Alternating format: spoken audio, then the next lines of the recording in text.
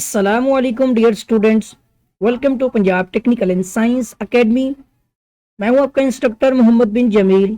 Students, हम DA math 223 paper A chapter number 6 probability rationalised exercise के according इस chapter के शॉर्ट क्वेश्चन जो है वो डिस्कस करने जा रहे हैं। Question number 7, if two dice are rolled. वही चीज आती है कि अगर हम दो लूडो के दाने जो होते हैं उनको रोल करते हैं, what is the probability of getting the same number. उसमें सेम नंबर आने के चांसेस कब होते हैं। पहली बात तो ये है कि आपके पास जो है ना दो डाइस मतलब मौजूद हैं, तो यहाँ पर पहले सम देखें। अब ये थोड़ा सा क्वेश्चन लेंथी हो जाएगा क्योंकि आपको सेट में देखना है। अब यह हो सकता है कि आपने लूडो के दाने रोल किए तो हो सकता है पहले का 1 दूसरे का भी 1 आ जाए, तो मुझे ऐसे नहीं लिखना है, इसको 1 1 लिखना है, ठीक है ना। तो लेकिन बनता ये इसी तरह से है, तो मैं इसको इस तरह करूंगा कि अब मुझे दोनों अलग अलग केस में रखनी है ना, तो ब्रैकेट लगा दूंगा। यानी पहले का 1 दूसरे का भी 1 हो सकता है आ जाए, ठीक है। या ये हो सकता है पहले का 1 दूसरे का 2 हो जाए, ठीक है। या पहले का 1 दूसरे का 3। इसी तरह करते हुए पहले का 1 ही आता रहे और अगले का नंबर बढ़ता रहे जब तक के 6 ना आ जाए। 6 से ऊपर तो केस नहीं है ना। उसके बाद से पहले का 1 दूसरे का क्या हो जाए 6, फिर हो सकता है दूसरे का अब 2 हो जाए, ठीक है ना। और पहले वाले का क्या हो जाए यहाँ पे, ये भी तो आपने देखना है ना, वो 1 हो जाए। अब ये हो सकता है दूसरे वाले का 2, तो पहले का 2 दूसरे का भी 2 हो जाए। ये हो सकता है, यानी इस तरह से आपने नंबर बढ़ाते जाने हैं, ये समझते जाएं चीज को। पहले 2 फिर 4 2 5, तो ये हो जाएगा आपका आगे 2 6, फिर हो जाएगा आपका अब ये 3 हो गया फिर 1, ठीक है ना।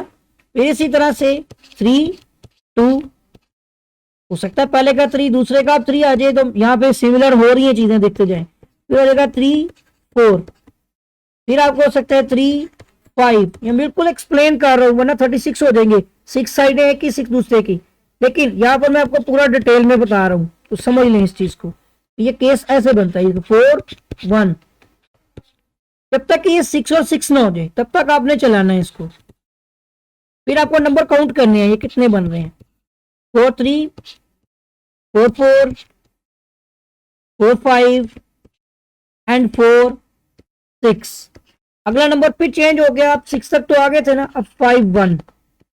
तो ये प्रोबेबिलिटी बनाएगी कि इनमें से नंबर अब हम देखेंगे, ये सारे केस आ सकते हैं सिर्फ एक वक्त के अंदर, ठीक है ना।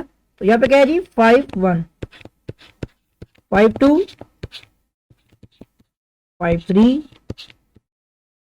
एक कोमा लगा देते हैं जी, 5 4 5 5 हो गए।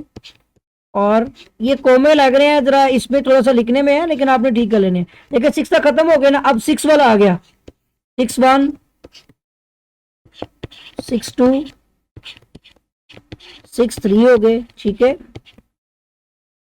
6 आपका 4 6 5, एक सेकंड रुके,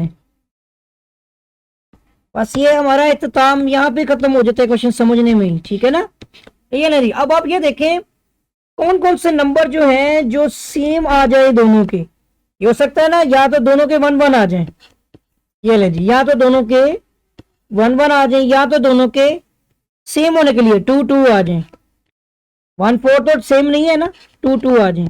या हो सकता है दोनों के 3 3 आ जाए सेम लाने के लिए, या दोनों के 4 4 आ जाए, या हो जाएगा दोनों के 5 5, या फिर दोनों के 6 6। अब नंबर अपने काउंट करने हैं, ये सेट तो हो गया। नंबर ऑफ पहले वाले के जरा काउंट करें कितने हैं। 1 1 1 2 को करें 1 2 3 4 5 6 7 8 9 10 11 12 13 14 15 16 17 18 19 20 21 22 23 24 25 26 27 28 29 30 31 32 33 34 35 और 36। जैसे मैंने आपको बताया ये 36 होते हैं, 6 मल्टीप्लाई बाय 6 कर सकते हैं, 36 ये आगे। दूसरे वाले को भी देख ले कि एन ऑफ ए कितने होंगे, उसकी आप काउंट कर लें 1 2 3 4 5 और 6 होंगे सिर्फ, ठीक हो गया। अब आपने प्रोबेबिलिटी निकालनी है जो कि मैंने आपको बताया भी भाई ऐसे ही लिखा जाता है फॉर्मूला। और जब आप ये कर लें फॉर्मूला लिख लें वैल्यू पुट कर दें, ये हो जाएगा 6 डिवाइड बाई 36, 6 1 6, 6 6 36, तो इसकी प्रोबेबिलिटी 1 डिवाइड बाई 6 आ जाएगी और ये हमारे क्वेश्चन का आंसर है। बिल्कुल डिटेल के साथ आपको सारे मतलब कि लेंथी करके ही समझाया है ताकि ये सारे स्टेप्स आपको पता चले इसके सेट बनते कैसे हैं। ठीक है, तो इसको अच्छी तरह से नोट भी कर लीजिएगा, इस क्वेश्चन को समझ भी लीजिएगा। अगर कोई मसला कोई इश्यू आता है और हाँ ये सारे काम में अगर कोई आप में इतना समझ सकता है इस सेट पे मुकम्मल कीजिएगा। अगर आप कोई समझ सकता है कि इसकी जगह पर इतना सारा लिखना जरूरी है, नहीं, इसकी जगह पे आप 6 मल्टीप्लाई बाई 6 करके टोटल नंबर 36 भी लिख सकते हैं।